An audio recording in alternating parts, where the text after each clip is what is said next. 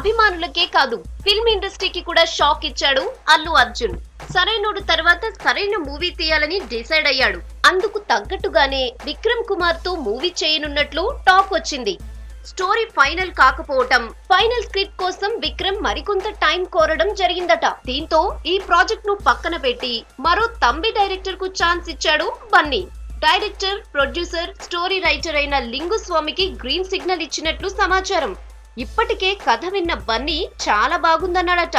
ప్రస్తుతం నిర్మాతగానే రాణిస్తున్న స్వామి 2 ఏళ్ల తర్వాత బన్నీ మూవీకి డైరెక్షన్ బాధ్యతలు కూడా చేపట్టనున్నాడని ఫిల్మ్ ఇండస్ట్రీలో టాక్.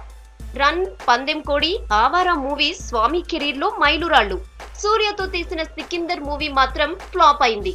ఈ క్రమంలోనే లింగుస్వామికి అవకాశం ఇవ్వటం ఇప్పుడు చర్చనీయాంశమైంది.